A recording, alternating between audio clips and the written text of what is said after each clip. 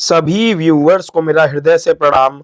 आशा करता हूं कि आप सभी लोग स्वस्थ होंगे और मस्त होंगे। आज हम हिंदी के लेसन प्लान के विषय में बात करेंगे। ये लेसन प्लान क्लास 7 से लिया गया है। ये एक कविता है जिसका नाम कठपुतली है। हमारे चैनल पर लेसन प्लान के और भी वीडियो हैं, आप उनको भी देख सकते हैं। तो आइए इस लेसन प्लान को समझते हैं। लेसन प्लान बनाने में सबसे पहला स्टेप होता है टेबल बनाना। आप यहाँ पे हमारी टेबल देख सकते हैं। इसमें दिनांक, कक्षा, विषय, प्रकरण, चक्र, अवधि ये सब लिखा हुआ है। आप अपने टॉपिक के हिसाब से इसको भरेंगे। इसके बाद आप छात्राध्यापक के नाम में अपना नाम लिखेंगे और विद्यालय के नाम में आप अपना विद्यालय का नाम लिखेंगे। फिर आपके सामान्य उद्देश्य आते हैं, यहाँ पर लिखे हुए हैं। आप वीडियो को पॉज करके इनको पढ़ सकते हैं। फिर आते हैं आपके विशिष्ट उद्देश्य। इसमें ज्ञानात्मक उद्देश्य, भावात्मक उद्देश्य और प्रयोगात्मक उद्देश्य आता है। इसके बाद सहायक सामग्री आता है। इसमें आप टीचिंग के दौरान जिन भी चीजों की सहायता लेते हैं उनको लिखना होता है, जैसे चार्ट है, डस्टर है, चौक है आदि। फिर आता है पूर्व ज्ञान। इसमें आप बच्चों को मेले और पार्क के बारे में सामान्य जानकारी है ये चीज लिखेंगे। फिर आएंगे प्रस्तावना प्रश्न। अब ये जो प्रस्तावना प्रश्न होते हैं यही आपको टॉपिक तक ले जाते हैं, तो इनको बनाने में बहुत ज्यादा सावधानी बरतिएगा और इनको बहुत ही आसान बनाइएगा ताकि बच्चे इनका उत्तर आसानी से दे सकें। इसमें दो कॉलम बनेंगे, पहला है छात्राध्यापक क्रिया और दूसरा है छात्र क्रिया। छात्राध्यापक क्रिया में आप अपने प्रश्न लिखेंगे और उनके उत्तर आप छात्र क्रिया में लिखेंगे। जैसे यहाँ पर पहला प्रश्न है कि छात्रों आपके खेल के मैदान में आपको क्या क्या दिखता है, तो बच्चे उत्तर देंगे पेड़ पौधे, झूले आदि दिखते हैं। अब नेक्स्ट क्वेश्चन आप बनाएंगे कि खेल के मैदान के अलावा झूले कहां देखने को मिलते हैं, तो बच्चे इसमें मेला उत्तर देंगे। तो फिर आप प्रश्न करेंगे कि मेलों में हाथ में धागा बांधकर जो लकड़ी की गुड़िया नचाते हैं उसे क्या कहते हैं, तो बच्चे बताएंगे कठपुतली। फिर आप कहेंगे कठपुतली पाठ से आप क्या समझते हैं।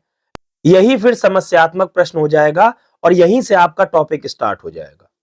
इसके बाद आप उद्देश्य कथन कहेंगे कि आज हम भवानी प्रसाद मिश्र द्वारा रचित कठपुतली कविता का रसास्वादन करेंगे। इसके बाद है प्रस्तुतिकरण, जिसमें छात्राध्यापक के द्वारा कविता को एक अन्विति में पढ़ाया जाएगा। फिर है मूल पाठ। इसमें आपको जो कविता की पंक्तियां हैं उनको लिखना होगा। पूरा मत लिखिएगा, डैश डैश करके शॉर्ट में लिखिएगा। फिर आप एक लिफाफा चिपकाएंगे, इसमें आप जो कविता है उसकी एक फोटोकॉपी करा करके डाल देंगे।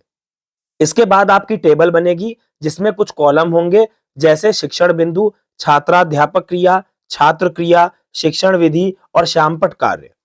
कविता पढ़ाने में कुछ स्टेप होते हैं, जैसे पहला है आदर्श वाचन। इसमें छात्राध्यापक के द्वारा प्रस्तुत पद्यांश का आदर्श वाचन लय, विराम, यति, गति, आरोह को ध्यान में रखकर किया जाएगा। अब इसमें छात्र ध्यान पूर्वक सुनेंगे आपकी बात को। शिक्षण विधि आपकी वाचन हो जाएगी। इसके बाद है निर्देश। इसमें छात्राध्यापक के द्वारा छात्रों को पुस्तक में पृष्ठ संख्या 19 खोलने का आदेश दिया जाएगा। अब बच्चे अपनी बुक में पेज नंबर 19 खोलेंगे। ये आपने निर्देश दिया है। फिर आप पुनः आदर्श वाचन करेंगे, यानी कि आप कविता को फिर से पढ़ेंगे। फिर छात्र आपको ध्यानपूर्वक सुन रहे होंगे, यह विधि भी वाचन हो जाएगी। इसके बाद आएगा सस्वर वाचन। इसमें छात्राध्यापक के द्वारा कक्षा में छात्रों से उत्तर पुस्तिका पढ़वाई जाएगी, यानी कि बच्चों से अब आप कविता पढ़वाएंगे। फिर आएगा पद्यांश स्पष्टीकरण। इसमें आप पूरी की पूरी कविता का भावार्थ बच्चों को समझाएंगे।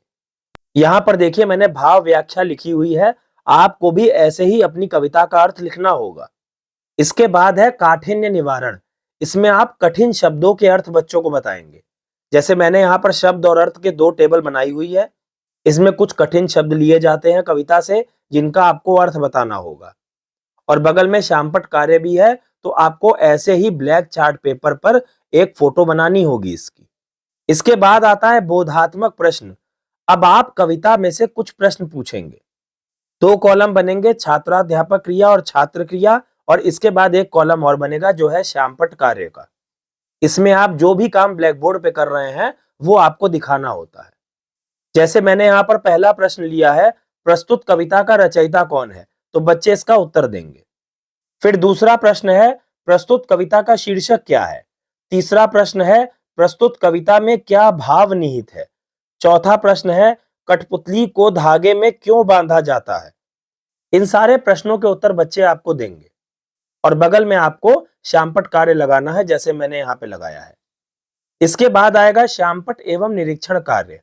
अब इसमें छात्राध्यापक श्यामपट्ट कार्य को बच्चों को अपनी कॉपी में उतारने को कहेंगे और क्लास में घूम घूम करके निरीक्षण करेंगे कि बच्चे उसको उतार रहे हैं कि नहीं उतार रहे हैं। ये पूरा कंप्लीट श्यामपट्ट सारांश यहाँ पे बनेगा। जो भी काम आपने ब्लैक बोर्ड पे किया होगा उसका पूरा यहाँ पर डिटेल आपको देनी होगी। इसके बाद है पुनः आदर्श वाचन।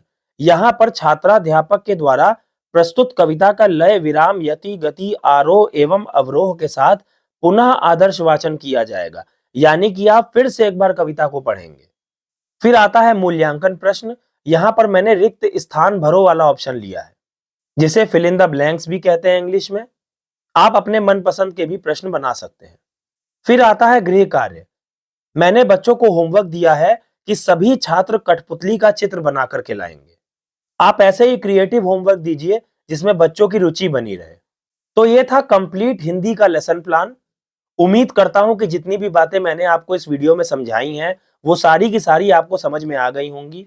अगर आपका कोई भी डाउट है इस वीडियो से रिलेटेड तो आप कमेंट बॉक्स में हमसे सवाल पूछ सकते हैं।